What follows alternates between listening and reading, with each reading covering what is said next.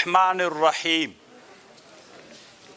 سبحانك لا علم لنا إلا ما علمتنا إنك أنت العليم الحكيم.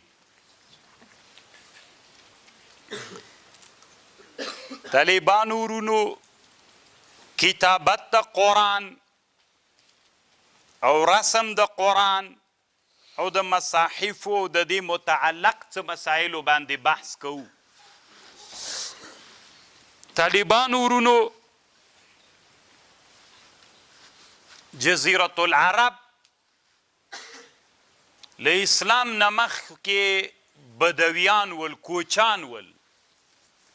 ټول بدوه وله. نو خط یې زده نه و د عربو.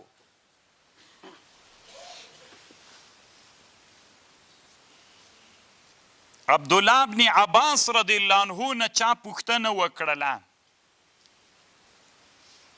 چې تاسې خط زده و که نه؟ د جاهلیت زمانه کې په مکه مکرمه کې چې قریش اوسېدل، د قریشو خط زده و که نه و زده؟ ده ورته ویلې و. وی له چا نه مو زده کړي و؟ وی له حرب ابن امیه نه. حرب ابن امیه یو سړی و، د خط زده کړی و. د مکې مکرمې ته راغی، د مکې قریشو له اسلام نه مخکې خط له دې سړي زده کړی و. حرب ابن امیه خط له چا نه زده کړي و؟ له عبدالله ابن جدعان نه. عبدالله ابن جدعان د انبار د خلکو نه خط زده کړي و. مخکې مې درته ویلي طالبانو جغرافیه ډېر ښه علم ده. انبار هغه انبار ښیي د عراق انبار، ځکه طالبانو په تمدن کې آشریون و بابلیون دا د دنیا په سطحه باندې ډېر متمدن خلک تیر سوي دي. یو له هغې نه عراقیان دي، آشریون و بابلیون، بابلستان چې پخوانی ورته وایي که نه. وی عبدالله ابن جدعان د خط د انبار د خلکو نه زده کړي و. وی د انبار خلکو خط له چا نه زده کړي و؟ نو هغه ده ورته ویلې و یو سړی له یمن نه راغلی و، د کندې عربو کې یوه قبیله ده کنده ورته وایي. د دې قبیلې یو سړی انبار ته راغلی و او بیا د انبار خلکو ته دغه سړي خط ور زده کړي و. کنده یمن کې ده. بیا ورته ویلې دغه سړی چې له کندې نه هغه ته راغلی و انبار ته، د خط له چا نه زده کړي و؟ وی د خط زده کړي و له خلجان ابن موهب نه. خلجان ابن موهب دا د حضرت هود علیه السلام څوک و؟ کاتب. دا د حضرت هود علیه السلام څوک و؟ کاتب و. او د حضرت هود علیه السلام قبر خو طالبانو چې زه دې سفر کې تللی یم، ویډیو مې نشر کړې وه، که تاسې لیدلي وي. الله عز وجل چې مونږ حضرموت ته تللي ولو نو هلته د ده قبر هم و په حضرموت کې.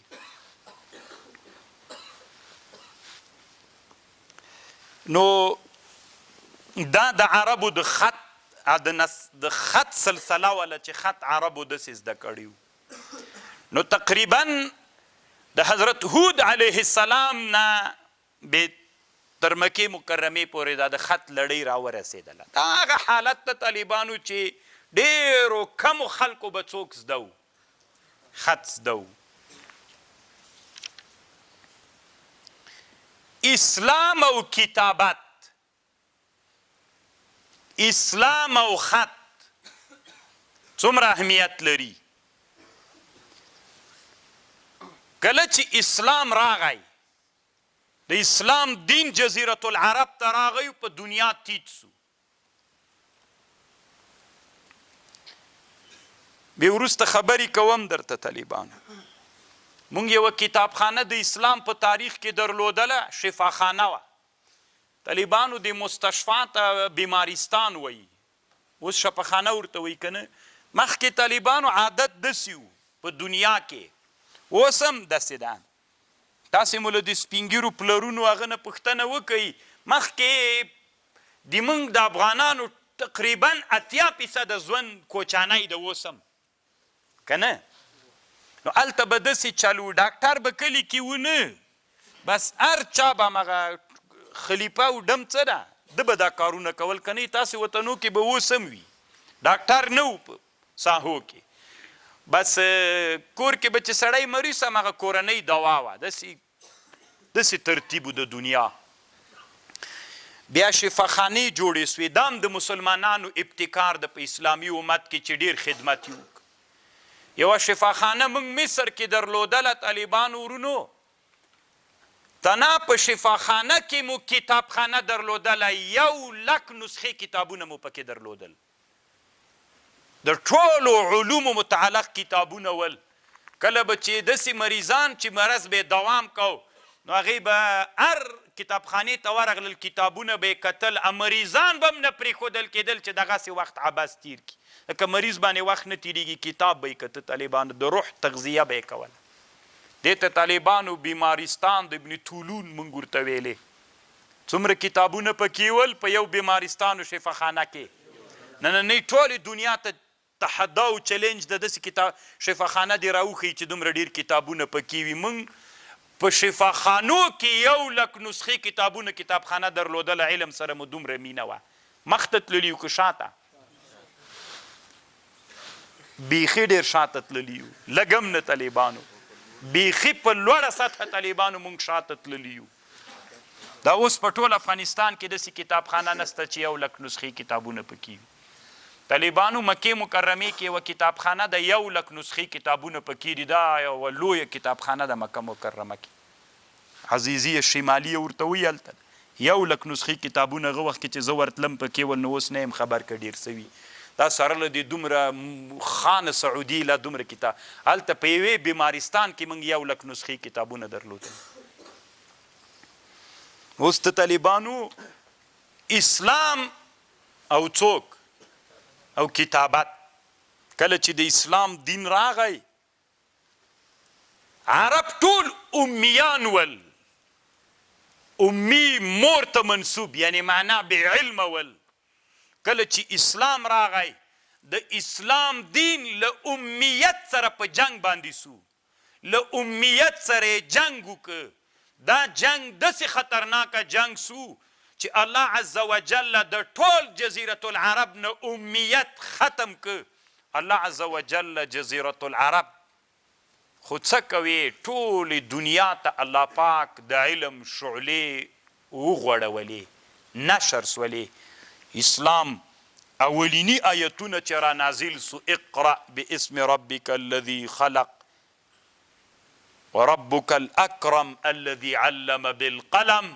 علم بالقلم اول آیتونه د اسلام داول چې له امیت سره جنگ شروع که اعلان یې وکړه چې امیت باید ختم سي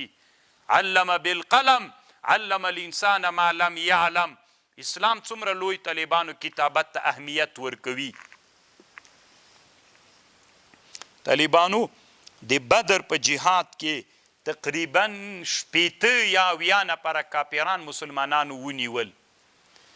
به په دې کافرانو کې بعضې کافران چې ول خطونه یې زده ول بیا مسلمانانو ورته ویلي چې موږ تاسې خوشي کوو په دې شرط باندې چې هر یو د تاسې به ازادوو مو حریت غلامان یې اوس خو له موږ سره حریت و ازادۍ درکو خو په دې شرط باندې چې تاسې کې به هر یو نفر د موږ 10 وړو ماشومانو ته خط ور زده کوي نو طالبانو کتابت معادل دی چاو حریت کتابت معادل دی چاو د اسلام په اوایلو کې د حریت تاسې ته ازادۍ درکو آزاد و حر به یې خو 10 ماشومانو ته به څوک ور زده کوئ اسلام کې خط څومره اهمیت درلوده اسلام کې علم څومره اهمیت درلوده اسلام کې کتابت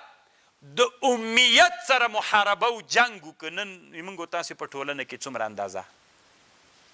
طالبانو یو فلسطینی عالمو دکتورو ما نه یوه پوښتنه وکړله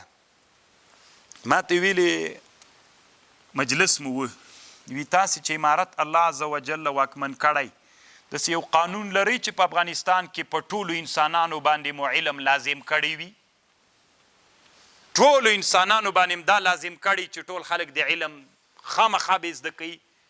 که نه جزا او سزا ورکوي داسې مو کړي دي انشاءالله اراده لرو پوهېږئ خو نو تاسو ته اوس طالبانو معلومات کیږي هر یو د بیل بیل وطن خپل وطن کې درته معلومات کیږي د الله دپاره وي 3-4 طالبان ما ته جواب راکوي تاسې په وطنونو ولسوالیو کې څومره انسانان په سلو کې په علم اخته دي څومره دغسې کوڅه او په بې علمۍ باندې اخته دي یو 3 طالبان راته داسې که جرأتمن یې خپله لاس جګ کوي راته فیصدي ووایي یا کم ولایت یې ښه 80% خلک مو په وطن کې یعنې نه یې د زده او 20% یې زده ده تاسو څه فکر کوئ طالبانو مونږ چې اسلام راغی او د چا سره په جنگ اخته سو د جهل او د امیت سره 1400 کاله بعد هم طالبانو مونږ بیا هم طالبانو 80% خو نو اکثر دي طالبانو داسې وایي چې مونږ بیا هم په امیت پاتې یو دا خو د بادغیس ولایت و طالب جانه تا هم ګوته جګه کړه د کم ولایت یې کندوز کمې ولسوالۍ څومره فیصدي خلک په علم اخته دي آفرین 50% الحمدلله کم ولایت یې هرات دا بالکل د سره منم بالرأس والعین خو زه د هرات یوې ولسوالۍ ته لاړم طالبانو ګلران په نامه ولسوالۍ وه نو هلته خو زه بیا هرات په سطحه به ووایم طالبانو خو د ګلران ولسوالۍ کې مې ډېر مشکلات ولیدل انسانان جي ته لاړلم نو هغه به یا یوه دغسې ساحه وله پوښتنه مې وکړله داسې چوپانان راټول سول زه یې وپېژندلم یکسونه د سره زړه کې مو لوی ارمان چې شی د وي نه مکتب شته نه مدرسه داسې یو حالت خو دا خو استثنایي هرات دا سمه ده طالب جانه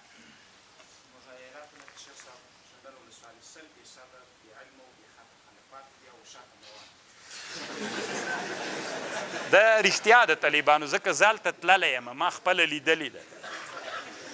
خیر طالبانو که تاسې فکر وکئ یعنې مونږ ځان سره په دې باندې فکر وکړو چې انسانان څومره اندازه باندې علم سره انسانان مینه لري یعنې ختم څومره زده ده څومره دا اوس طالبانو تاسې په دې باندې فکر وکئ که نه خیر د خوابدي کیږو به نه مونږ په نړیواله سطحه باندې مثلا نږدې ولایت مونږ ته لوګار ده په لوګار کې مونږ څومره دکتوران فی تفسیر په اسلامیاتو کې نور پرېږده په تفسیر په فقه کې نړیوال سندونه چې لري مونږ څو نفره لرو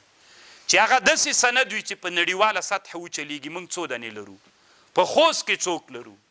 په پکتیا کې څو لرو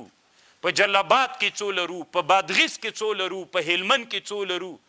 بیا طالبانو تاسو ته معلومات کیږي خیر د ما نه خوا مه بدوئ طالبانو ما زړه کې درد ده زه وایم چې د اسلامي امت نور راپورته کړو مونږ په قندهار کې په نړیواله سطحه داسې څو علما لرو چې 4 شیانو کې فی الحدیث فی التفسیر فی الفقه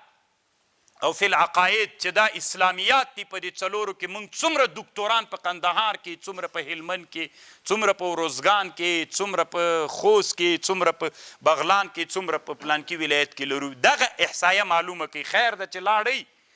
ترجمه چې الله خلاصه کړه خپلو ولایتونو ته لاړئ نو هلته لاړ سئ هغه علمي معارف له ریاست نه پوښتنه وکړئ چې دلته څومره علما د دکتورا په سطحه باندې چې متخصصین علما وي نړیوال سندونه لري مونږ صحیح ده مونږ د جنګ سره اخته ول نو خو ټول خو په دا جنګ کې نه ول اخته که نه ډېر انسانان مونږ لیدل چې هغوی خپل تعلیم هغه باندې اخته ول خو مونږ په اختلافونو اخته ول بیا به تاسو ته معلومات وسي چې مونږ څومره اندازه باندې زه څومره وخت مخکې چې عمرې ته تللی وم بیا د جامع اسلامي طالبانو ما نه غوښتنه وکړه مدینه منوره کې ورې مونږ ته راسه 300 افغانان طالبانو د هرات طالبان ډېر ول زه د هرات د طالبانو میلمه سوم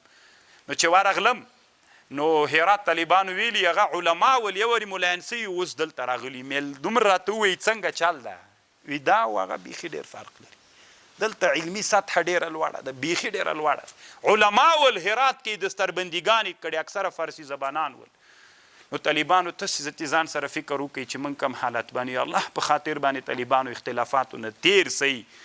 اختلافي مسایل مه څېړئ. هغه علماو چې همدې ته کار ویلی مه یې ملګري کېږئ، پرېږدئ چې اسلامي امت مخ ته لاړ سي. تاسې اوس راته وایي اسلام د چا سره جنګ وکړه چې اول راغی؟ اول آیتونه یې د اهمیت سره په جنګ باندې سو. اسلام د بدر په جهاد کې حریت د چا معادل وګرځاو؟ د کتابت معادل یې وګرځاو. لاسو ماشومانو ته سبق ورزده کول باندې سړی، ځکه طالبانو علم سړي ته څوک ورکوي؟ حریت. که نه؟ کله چې علم ولرې حر و آزاد به یې، ټول انسانان به درته تابع وي. کله چې څوک ونه لرې، علم ونه لرې، غلام یې، د جهل په تیارکیو کې څوک محبوس یې. نبی صلی الله علیه وسلم، بیا زه طالبانو یو بحث درته کوم انشاءالله د کتابت په اړه چې مونږ کتابت ته څومره نوښتونه کړي دي. دا قلم را طالبانو د مرحلې تېرې سوي تاریخ وڅېړئ. مخکې به مونږ داسې خط کوو، داسې به م رنګ کې هغه منایي څه و، هغه به م داسې وتراشه، بیا به م رنګ کې هغه که بیا به م لیکل پې کول. هغه ډېر سخت و هغه لیکل. دا قلم رنګ نه ډک تی لیکل کوي. دا خط په اسلام په ټوله دنیا د بشریت کې اول اختراع مونږ کړي. داسې قلم چې رنګ نه ډک بیا لیکل پې باندې کوه. دا د بشریت په تاریخ کې دا اختراع مونږ مسلمانانو کړې ده. دا اوس غرب اروپا چې په ټوله دنیا نن عصر کې ډېره متمدنه ده، دوی ته کاغذ مونږ ورواړی ده. کاغذ مونږ ورواړی دي. مونږ په سمرقند کې، دا هم سمرقند، هغه سمرقند درته یادوم، د ازبکستان د پخواني حیاتلې سمرقند، لږ سمرقند نه طالبانو مسلمانانو اروپا ته د کاغذ فابریکې نقل کړلې او مصر ته لاړلې، بیا اندلس ته لاړلې، په غرناطي او په قرطبې کې مسلمانانو د خط فابریکې جوړې کړلې. نن هغه انسانان چې مونږ د خط منبع وروړله، دوی کاغذ نه پیژانده، هغه انسانان مونږ باندې نن په علم کې دومره لوړ لاړل. دا خو ته نه منې، هسې چې نه منې نو خود به یې نه منې. ته په تیاره کې کښېنه، بیا تا ته پته لګېږي چې دوی څومره نادر مزل کړی ده، دوی څومره لوی پرمختګ کړی دی. بیا تا ته معلومات کېږي چې مونږ څنګه چل ده. نبی صلی الله علیه وسلم خط کولی سو، ویللی سو. طالبانو دا قطعي ثابته ده بدلیل قطعي چې نبی علیه السلام نه خط ویللی سو نه لیکل. الله عز وجل قرآن کی وی وما كنت تتلو من قبله من کتاب ولا تخطه بيمينك. وما كنت تتلو من قبله من کتاب نسل ویللی، نه دی په ښي لاس باندې خط کولی سو. له دې آیات نه معلومیږي خط به په ښي لاس کوي. ولې که تا خط لیکلی سو اذا لارتاب المبتلون، هغه خلکو چې له تا سره ورانه د هغوی به شک کړي چې قرآن یې له ځانه جوړ کړي. اوس ته نه په خط پوهېږې نه یې لیکلی سي، نه خو بیا هم قرآن تا ته راځي. نو د هغوی هغه استدلال ورک سو چې نبي علیه السلام ته قرآن د الله له طرفه راغلی ده. دا نبي علیه السلام له ځانه جوړ کړی نه ده. نو دا یوه معجزه شوله. خو طالبانو ورونو، تاسې دا خبر ما سره لږ په غور واورئ، دا ډېره ښه علمي خبر ده. علامه شهاب الدین علوسی رحمه الله په تفسیر المعانی کې بحث کړی چې رسول صلی الله علیه وسلم خو سید اول کې امی و، دا د رسول الله صفتو، نه لیکل کوی سو نه ویللی سو. خو د دې په خاطر اذا لارتاب المبتلون دا معجزه وه. بیا وروسته په اواخر زمانه کې بیا رسول الله لیکل کولی سو که یې نه سو کولی. بعضې علما وایي چې تر اخره رسول علیه السلام لیکل نه سو کولی. دا د نبي علیه السلام تر مرګه پورې دا د رسول الله صفتو. چې دا خبره طالبانو امام بغوی رحمه الله کړې ده. امام بغوی رحمه الله طالبانو چې پخوانی بغشور د همدغو قلینه او دغو ساحو کې ده، طالبانو د بادغیسونو مدرسونو کې چېرته ده. نو دا د دې ساحې یو لوی عالم تېر سوي، تفسیر هم جوړ کړی طالبانو، او مصابیح هم د کتاب د شرح سنه د حدیثو کې بل لوی کتاب ده. دا د ده رایه سوه ما رایه داسې د نبي صلی الله علیه وسلم قرآن وی لیکل نه اوس د دا زه منم چې اول کې داسې وو خو کله چې د مبتلونو دا زعم باطل سو آخر کې نبی علیه السلام خط لیکلی م سو ویللی م سو بغیر له دې نه چې چا نه یې زده کړي دا بله معجزه وه او دې دپاره دلایل شتون لري نبی صلی الله علیه وسلم چې وو د بخاري او د مسلم حدیث ته صلح د حدیبیې چې لیکله نو هلته داسې روایت راځي ولا یحسن یکتب فکتب هذا ما قضى علیه محمد بن عبد الله فكتب نبی علیہ السلام ته نسبت ته کتابت فكتب هذا ما كتب عليه محمد بن عبد الله هلته دلیل موجود بیا بادشاه ورته ویلي چې دا خو ښه وایي که نه نو تاسې یوه معجزه ثابتوئ رسول الله ته دی دوه بیا طالبانو میدان د وګټه خو علامه شهاب الدین الوسی رحمه الله وی بعضې علما بیا په امام باجي باندې رد دا وکړه چې رسول علیه السلام داسې وایي انا امة امیة لا نکتب ولا نحسب من داسې امت امي امت یو نه لیکل کولی سو نه حساب کولی سو دا دی مونږ داسې امت یو بیا د دې جواب علامه شهاب الدین الوسی کړی ده وی خود مونږ امت امي دې نه خو دا نه معلومیږي چې دا امیت به مو همداسې استمرار و دوام کوي دا خو نه ترې معلومیږي چې موږ هلته سید رسول الله ویلي چې موږ امت دا په همغه زمانه کې امت امیه یو نه کتاب کولی سو دا په هغه زمانه کې دا معنا خو نه چې ټول عمر به موږ څوک یو امیت یو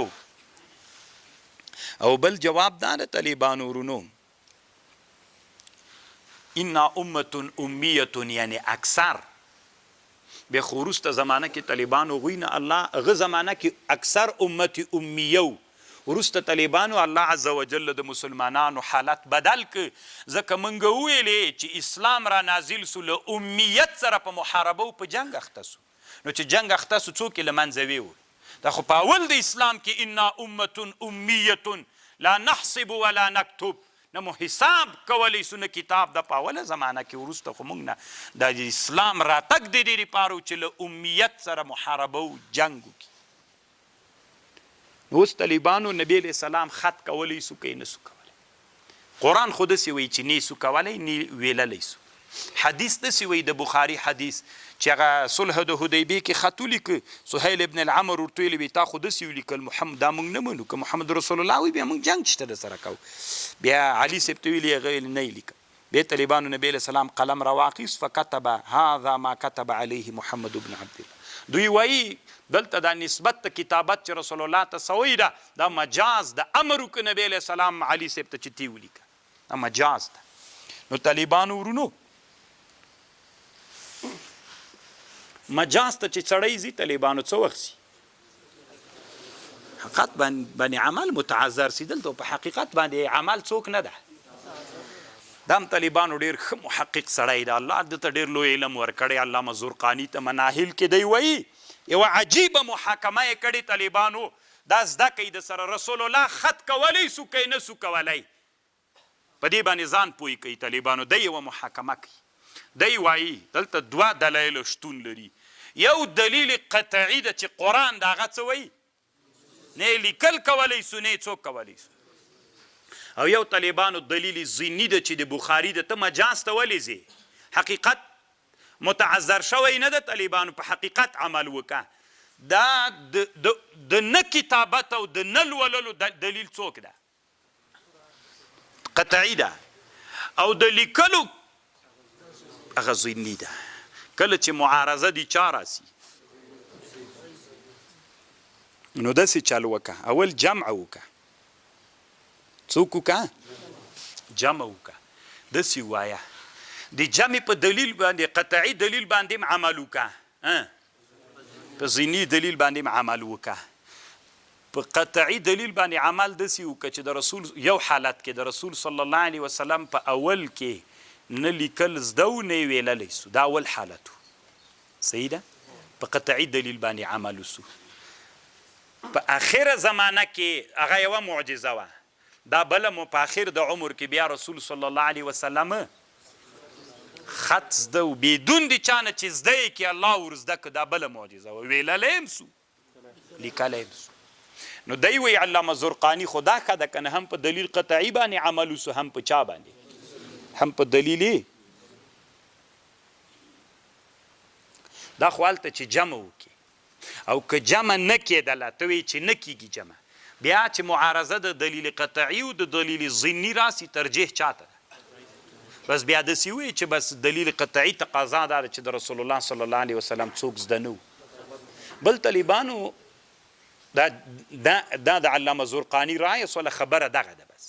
خو یو ټکي ته تاسې بل هم فکري طالبانو دا ډېره ښه خبره ده تاسو چې قرآن ته غوږ ونیسئ قرآن داسې وایي وما كنت تتلو من قبله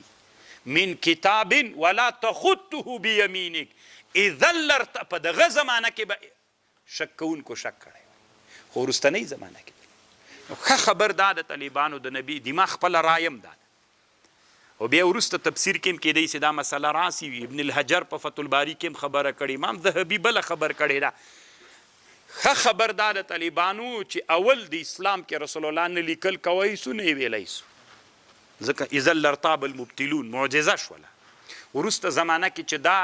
شک د خلکو ورک سو بیا نبی علیه السلام ویلل هم کولی سو لیکل هم کوي دا بله معجزه شوله ما خپله طالبانو دغه طرف ته زړه ډېر میلان کوي او دا رایه خوند راکوي علامه ابن الحجر رحمه الله په فتح الباري کې په دې مسله باندې ښه بحث کړی دی الله دې وکړي چې په خبرو پوه شوي طالبانو ورونو د قرآن رسم الخط د رسم الخط د قرآن داسې ده کوم ټکي چې لیکل سوي وي کوم ټکي چې لیکل سوي وي په هغو به تلفظ هم کېږي اصل کې قانون دا د موافقه به د مکتوب له منطق سره وي دا د قرآن قانون د طالبانو د رسم الخط د قرآن دا قانون ده منطق به د مکتوب به له منطق سره موافق په کومو کلمو باندې چې نطق کېږي همغه به لیکل کېږي کومې کلمې باندې چې نطق نه کېږي هغه به نه لیکل کېږي صحیح ده خو طالبانو بعضې قاعدې بیا دلته داسې شته چې هغه قاعدې علما وایي چې بعضې مکتوب له منطق نه مخالف راغلی طالبانو د یو فایدې دپاره لکه ګوري طالبانو موږ او تاسې کې قانون دا ده د رسم الخط د قرآن چې له واو د جمع نه وروسته څوک لیکل کېږي الف دا طالبانو منطق ده اما مکتوب ده که نه قانون خو داسې د طالبانو ورونو چې منطق به مکتوب به له منطق سره موافق کوم شي باندې چې ته نطق کوې دا مکتوب به له هغه سره موافقي کوم شي باندې چې نطق نه کېده نه به یې لیکې لکه بیا مخالف اما په بعضې حالتونو کې به استثنا سته طالبانو لکه دلته وروسته له ملاقو ربهم بنو اسرائیل اولو الالباب دلته طالبانو بیا علما لیکل کېږي دی څه فوایدو دپاره علماو استثنا کړې ده لکه صلات کې طالبانو که نو واو لیکل کېږي اما په هغه واو باندې څوک نه کېږي نو دا طالبانو د بعضې قواعدو دپاره علماو بیا استثناءات کړي دي نو دا د رسم الخط د قرآن د رسم الخط قانون څنګه سو چې مکتوب به له چا سره موافق له منطق سره موافق طالبانو ورونو دا رسم الخط د قرآن چې ده دا توقیفي ده که اجتهادي ده دا رسم الخط د قرآن ما نن کتاب ویر سو طالبانو چې راوړی مې وی ډېر خوند به یې کړی خو بس تیار مې همدې دپاره ایښی یم طالبانو ورونو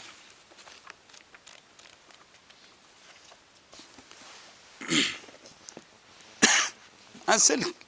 کې انشاءالله که دې کې څو عکسونه را پیدا سي ډېر خوند به وکړي دا طالبانو د حروف څول مخکې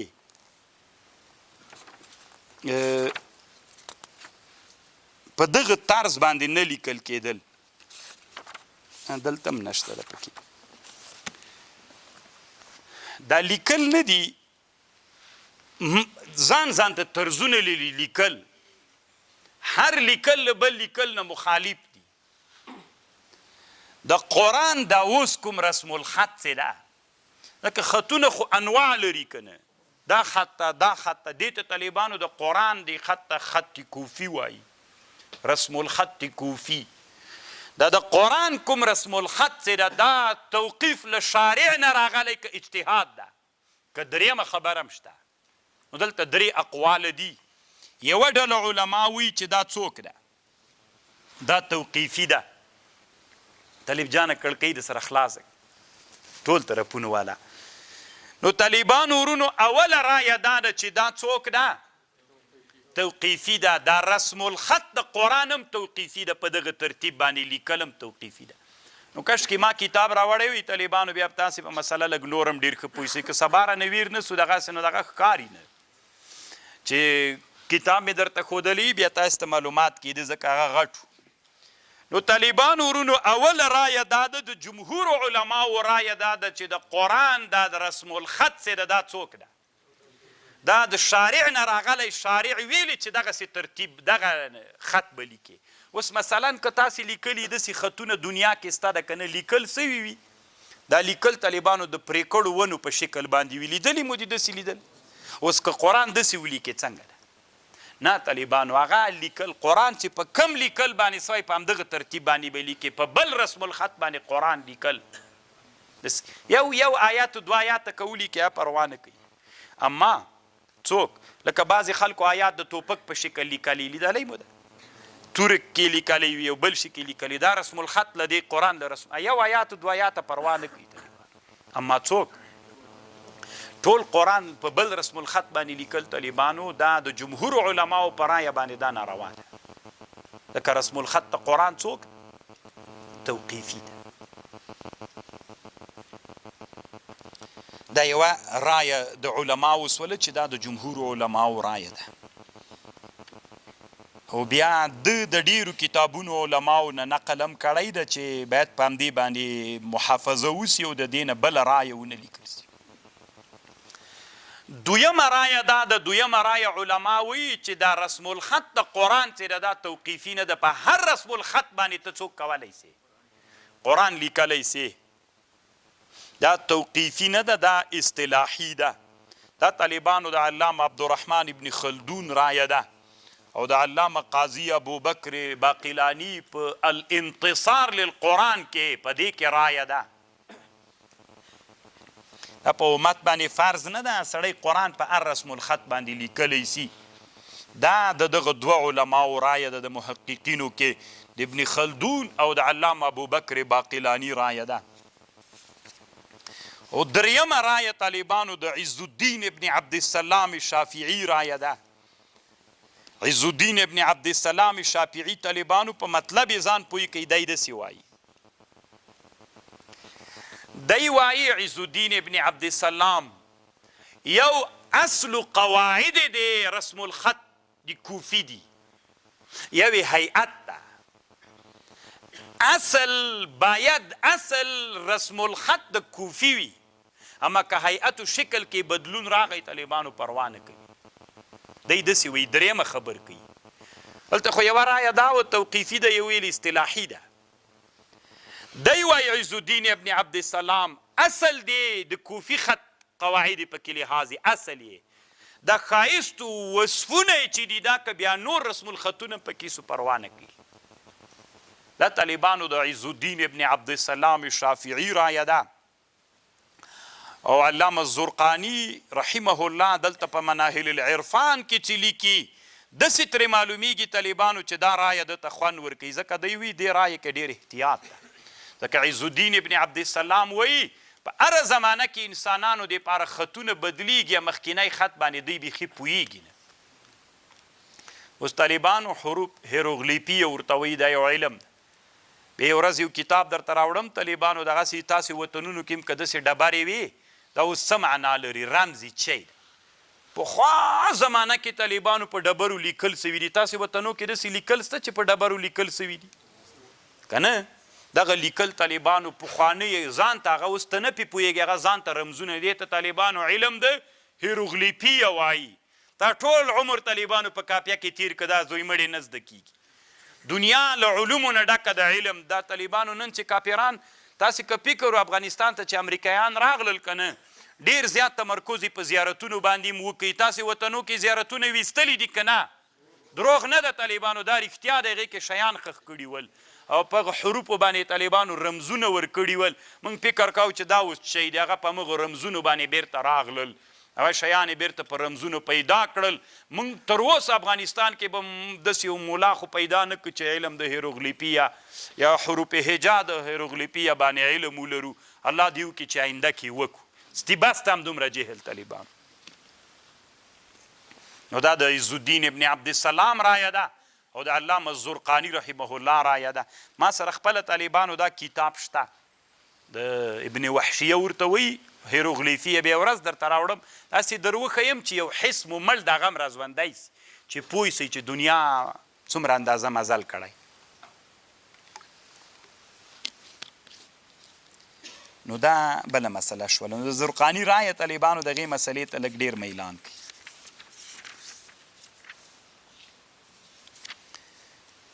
طالبانو ورونو یوه خبر مې واورئ.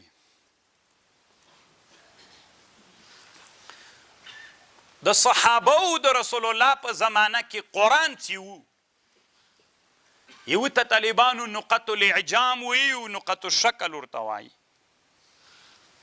نقط الاعجام ټکي طالبانو، اوس موږ ټکی ورته وایو. نقطه د اعجام ټکی ب ت ث، د دې فرق په څه کېږي؟ په ټکو. نور خو یو رق ټکي تر لرې که ټول څوک دي که نه؟ د جیم د ح د خ فرق په چی ده؟ دا ټکي تر لرې که یو شی. دې ته طالبانو نقط حروف دوه قسمه دي، یو حروف محمله دي او معجمه دي. دې ته طالبانو نقط د اعجام.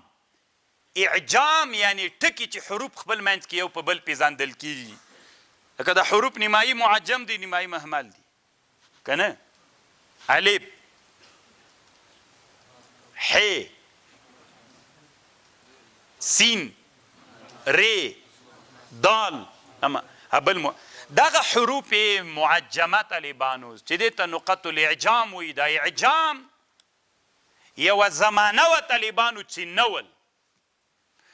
داسې زمانه وه د عربي لیکل به چې کېدل طالبانو ټکی بیخي درلودنه. نو ته به وایي د بي او د سي او د دې فرق، د بي او د تی او د ث فرق په چی کېده؟ په ټکو نه کېده طالبان.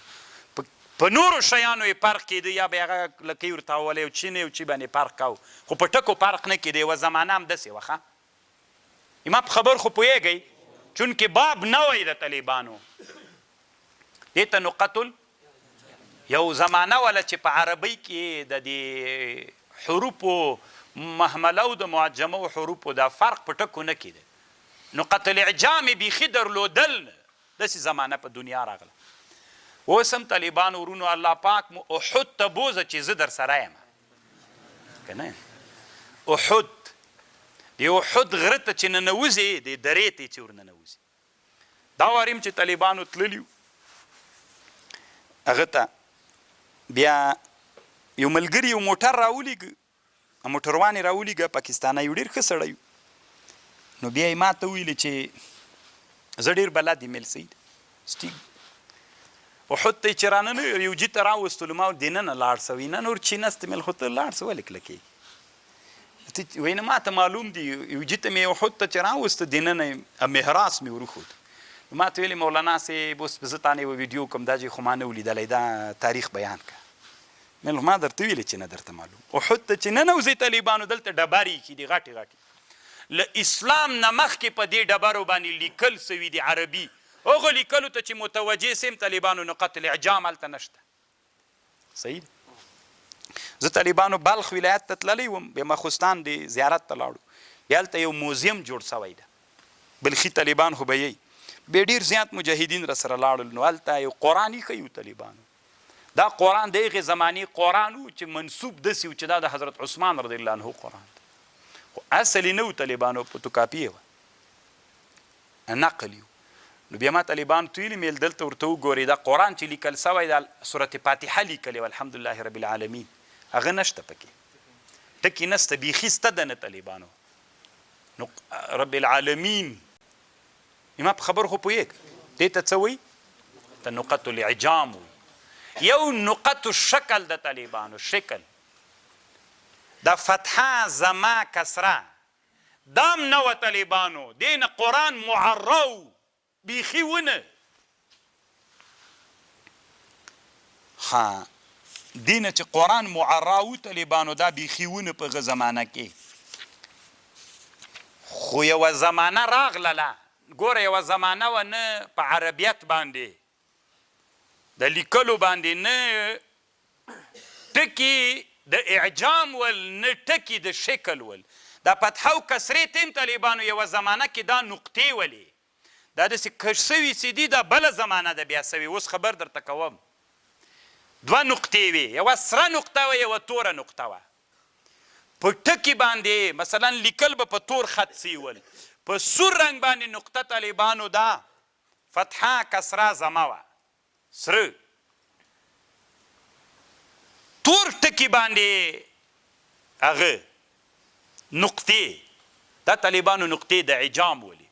په سره خط باندې نقطې د شکل وي په تور خط باندې نقطې د عجام ولي ما په خبر خو پوهېږئ دا یوه زمانه وه طالبانو مخکې له اسلام نه دا بیخي وینه قرآن څنګه قرآن باندې داسې زمانه راغه د صحابو په زمانه کې قرآن طالبانو نقط العجام درلود یعنې دا قرآن د رسول صلی الله علیه وسلم یا د صحابو زمانه کې چې کوم قرآن و په هغه زمانه کې طالبانو دا قرآن نقطې د اعجام درلودې که نه وې پکې په دې باندې لږ طالبانو را سره تم سي یو څو خبرې درته کوم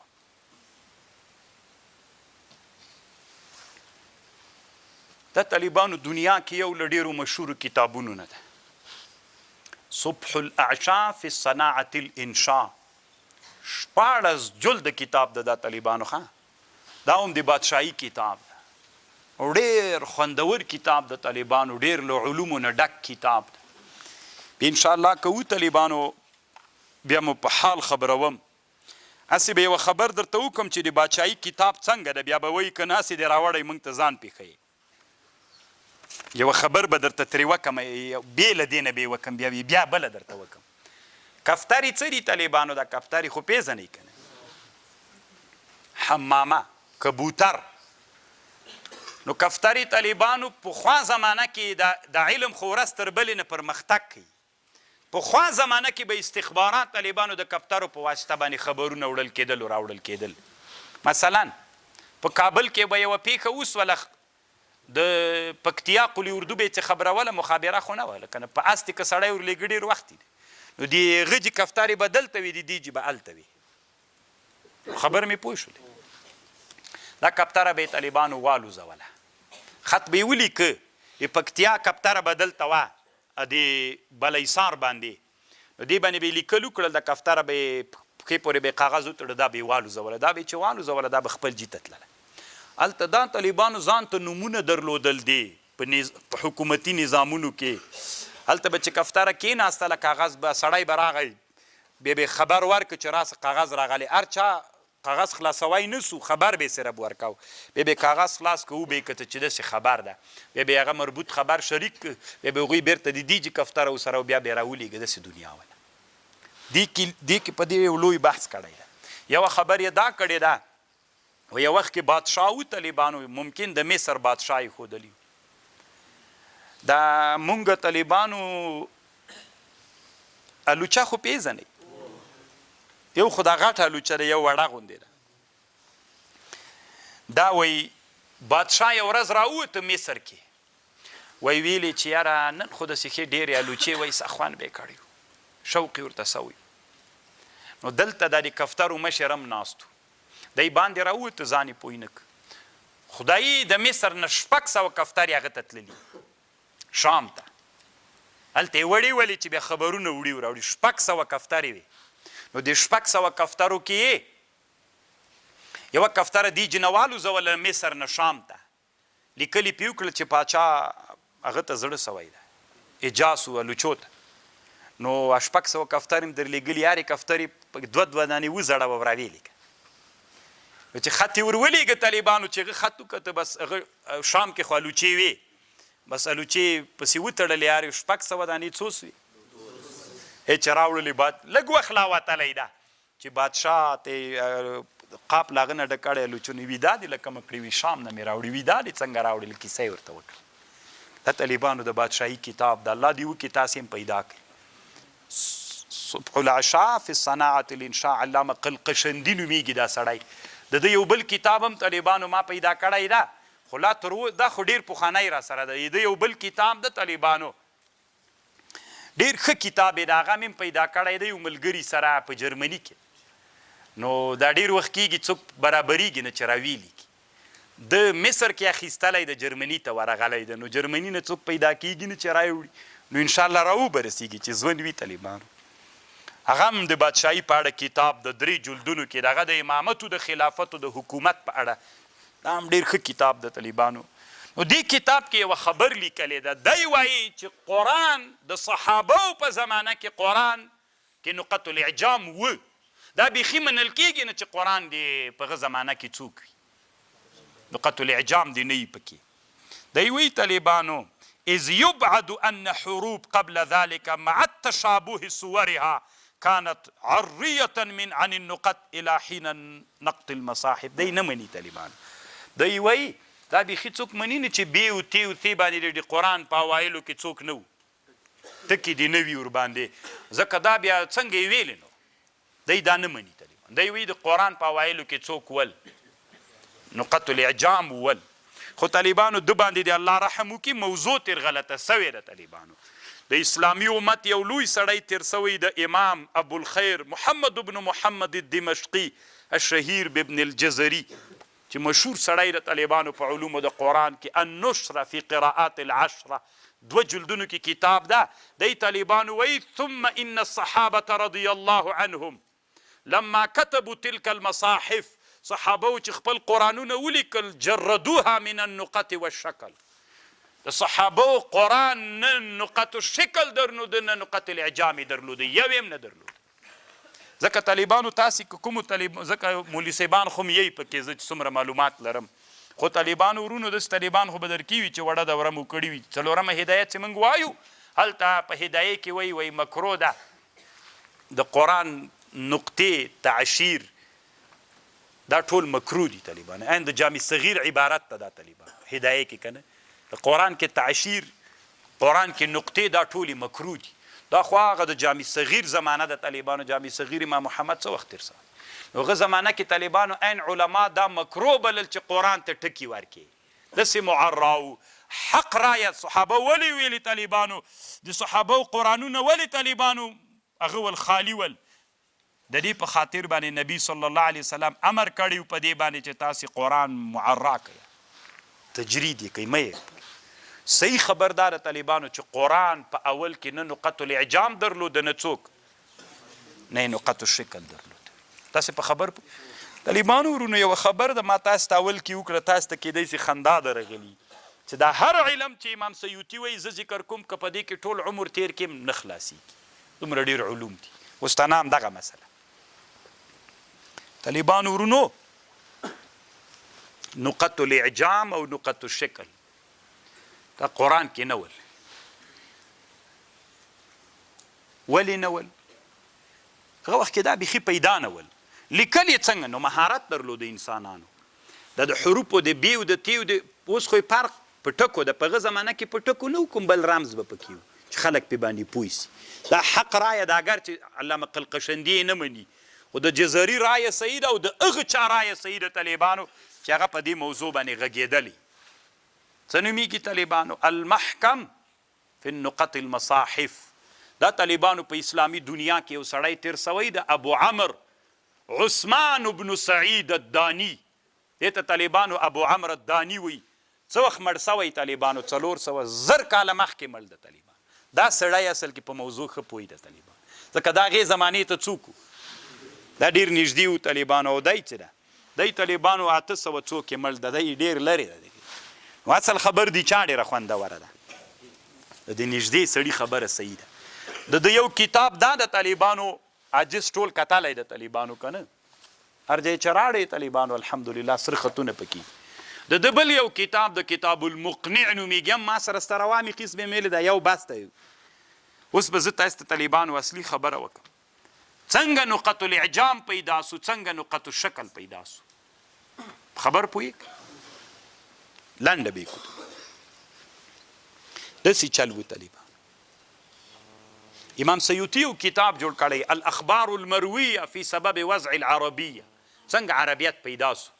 نحو څنګه دنیا کې پیدا سو. دلته علامه ابو عثمان الدانی هم دا خبر لیکلی ده، داسې لیکلي معاویه رضی الله عنه زیاد ته خبر ورولیږه، وی د تا زوی عبیدالله ما ته راولیږه. چې ورته راویلیږه نو بیا معاویه رضی الله عنه ورته ویلې چې قرآن ووایه. دا قرآن یې غلط ویلی، لکه د عجمو داسې قرآن یې ویلی. دا اوس طالبانو هغه دکتور ما تاسو سره کوم طالب ټایپ نه لري، اوس زمانه کې ټایپ نه پیدا کېږي. یو پیته یې راکړي طالبانو عربي اصلي عربي حروفو باندې تلفظ کړی دی دکتور، یې موږ ته هدیه راکړه. وي دا تاسې وګورئ دوات یې ویلې طالبانو، عرب حیران ول داسې نادر دوات یې ویلې، بیخي دلته ویلې طالبانو. پیته کې موږ ته هغه راکړی دی، وي دا تاسې واورئ. اوس موږ وخت نه ده پیدا کړی، ټایپ پیدا کېږي نو اوس خو نو پخوانۍ پیته کې ده بیخي نادر حروف دوی ویلې که نه، چې هغه اوسني عرب نسي ویللی. نو خبره داسې وه چې قرآن یې غلط ویلي. بیا معاویه رضی الله عنه د عبیدالله بیرته هغه ته ورولېږه زیاد ته، ویلي تا غوندې زوی تا غوندې سړي زوی قرآن غلط وی. ته زیاد ابن ابي ویلې. زیاد ابو اسود دوالي راوغوښت، چې راویې غوښت ورته ویلې ته څه قواعد یې جوړ کړه، د قرآن ضایع کېدونکی دی، ځکه مخکې خو خلک ټول عرب ول، اسلام لمن چې غټېدله عجم ډېر راتلل. قانون جوړ کړه. ابو اسود دوالي ورته ویلې دا کار زه نه کوم. څومره یې چې ورته ویلې وی نه کوم. نو هغه ورته ویلې دی زیاد یو سړي ته ویلې وي په کومه لاره باندې چې هغه ځي د ابو اسود دوالي بیرته هغه لاره کې ته کښېنه قرآن غلط ووایه چې ده کې درد پیدا سي. نو چې په لاره تله هلته سړی ناسته تلاوت کوي ان الله بریء من المشرکین ورسوله، الله بیزاره ده له مشرکینو او له رسول دواړو نه. غلط ان الله بریء من المشرکین ورسوله، الله او رسول له مشرکینو نه بیزار دي. دا صحیح ده. چې قرآن یې غلط ویل ابو اسود ویلي دا خو کافر سو. بیرته طالبانو زیاد ته را روان سو، ورته ویلې وي زه تا خبر منم، قانون جوړوم. وی جوړې کړه. خو ما ته به وي درس ماهر انسانان را پیدا کوي، درس ماهر انسانان را پیدا کړه. نو دې کې د ابو اسود دوالي دا امتحانول لاس یې تر لرې کړل، شل پاتې سول. بیا امتحانول لاس یې تر لرې کړل، لاس نور هم تر لرې کړل، اخر کې لاس پاتې سو، شل لرې سول. بیا امتحانول نه یې تر لرې کړل، یو پاتې سو. ایو ته ویلې کېنه. دوه قرآن یې راواخیستل چې په تور خط لیکل سوي وو، او هغه سړي ته یې ویلې، هغه ته یې سور رنګ کېښوده، ورته ویلې وی چې ما سونډې درته خلاصې کړې فتحه، نو ته به د حرف ښي طرف ته څوک ورکې ټکی. ګورئ طالبانو دا میم ده که نه، دا فتحه ده، د حرف ښي طرف ته دلته به پاس سور ټکی وکړي. که سونډې مې درته بندې کړې زم، نو ته به د حرف چپ طرف ته طالبانو سور ټکی ورکړي، دا به د زمې معنا وي. که سونډې مې داسې درته ماتې کړې کسر، نو بیا به ته د حرف کته طرف ته څوک وکړي ټکی ورکړي، دا د کسرې معنا وه. خو رنګونه یې څه رقم ته ول؟ دا هغه زمانه وه طالبانو چې دې زمانه کې نقط الاعجام نسته. ګورئ خبر پوهیږئ اول څوک منځته راغلل؟ نقط الشکل. دا هغه زمانه ده چې دې زمانه کې نقط الاعجام نسته. لکه دلته ګوره مناهل نون فی نون ټکي لري، د هغه زمانه کې ټکي نه درلودل. د نون فرق له تیو له بیو نه په بل شي کې دی. خبر پوه شو ټول قرآن بس دی هغه مخامخ ورته ناسته داسې ورته کول زر زر دغه جي کې بس ټول قرآن یې څوک نقط الشکل یې کتلی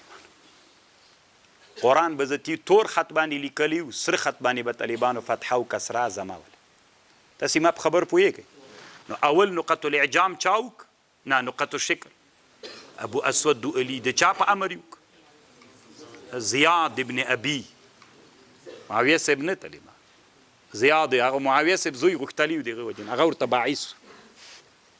بیا طالبانو دا کار خو برابر شو بیا د خپل ابو عثمان الداني په کتاب النقط کې لیکلي طالبانو دا ډېر غټ کتاب ده دا خو یوه مسله مونږ تاسو دا مسله تاسې نه ده اورېدلې دا منئ نه کېدی چې ما سره یې ونه مني دا څه لیونتوب کوي لیوني خو تاسې چې زدم نه دي دا طالبانو چې دا ټول کتاب باندې ته خبرې کوي هغه زمانه کې حمزه چېرته و حمزه بیخي ونه چا بیخي پېژندله نه حمزه لیکلو کې ویللو کې خو وه حمزې اقسام دي واو طالبان دومره ډېرې خبرې دي که نه دلته چې ته ورته حیرانه سي شکلونه یې دي طالبانو هینې ګوره ټکي دي دا الف ته ټکی ده دلته پاس ټکی ده دلته ټکی ده دلته ټکی ده دا د حمزو انواع ول طالبانو هلته حمزه داسې تاو نه وه دا وینې الف دې خواته ټکی ده الف دې خواته ټکی ده الف دې خوا او دې خواته ټکی ده الف په سر دوه ټکي دي الف یو ټکی دا هغه زمانه کې حمزې وې طالبانو حمزې فرق لري څو حمزې دي په قرات کې دا دومره ډېرې حمزې وي طالبانو دا په ټکو باندې هغه زمانه کې فرق کې دی دا خو وروسته زمانه وه دا اوس ګوره طالب دلته د الف ټکی دلته ټکی دوه ټکي دې خواته یو دې خواته یو دې خواته یو دلته دوه دلته درې ټکي د الف دا طالبانو دنیا د فکر کوئ که نه ګوګوګانو چې دنیا همدغه ده چې دا ته پکې علم زده کوي طالبانو علم دومره ډېر ده دومره زیاتې خبرې دي په دنیا کې په علومو کې تیاری کړي دي موږ نه دام نه غواړي چې موږ ځان پې باندې ستړی کړو الله دې موږ په حال باندې رحم وکړي موږ ډېر پاتې یو طالبانو اسلامي امت بیخي ډېر پاتې یو طالبانو نسبت ته په دنیا کې موږ صفر یو موږ ته یې همدا خبر کړی چې قاضي مبارکه درنه پاتې نسي قسم په الله که دې نه جنت ته بوځي نه د دنیا کې په مخ بوځي موږ چې زده کړي الله موږ پښمانه یو پې باندې زه خپله پښمانه یم الله زه توبه باسم چې ما قاضي الحمدلله ویلې ده الله پاکه په ورځ د قیامت ما چې دغه عمر عباس تېر کړی زه توبه باسم تاسې خپل کار د طالبانو بیا به طالبانو ورځ د قیامت علما مو الله وګرځو بیا به تاسو ته پاته ولګېږي چې څنګه څومره عباس عمر مو موږ ته الله دومره قیمتي عمر راکړی و عباس مو تېر کړي دا د نقطو شکل خبره شوه اوس طالبانو بیا د نقط الاعجام زمانه راغله د چا زمانه راغله د نقط الاعجام زمانه راغله د نقط الاعجام زمانه چې راغله نو دا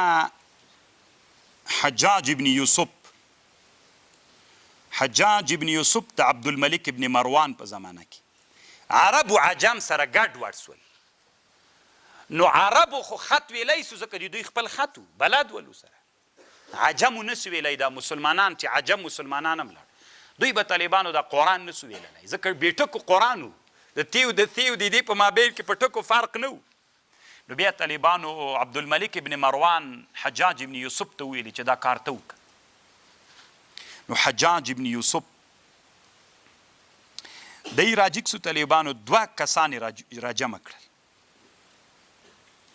دوه کسان چې یو ته نصر ابن عاصم اللیثي ویلي او یو یحیی ابن یعمر العدواني دا دواړه راجمع کړل او دوی دواړو ته ویلي چې دا کار تاسې وکړئ نو دوی دواړه راجګ سول طالبانو بیا یې د نقط الاعجام را پیدا کړ اصطلاح یې جوړه کړل چې بې دې یو ټکی لري تی دې دوړه لري تی دې درې لري شین دې درې لري او دا قانون یې جوړ کړ چې له دریو نه به چاته زیات ټکي نه ورکوو بیا هغه جوړېږي رش جوړېږي و که نه اوس یې که داسې کړي وای چې سې ته یې درې ټکي ورکړي وای بیا سې نه وروسته څه شی ده جیم دغه ته یې څلور ورکړي وای خې ته یې بیا پنځه ورکړي وای په دې یې فرق کړی وای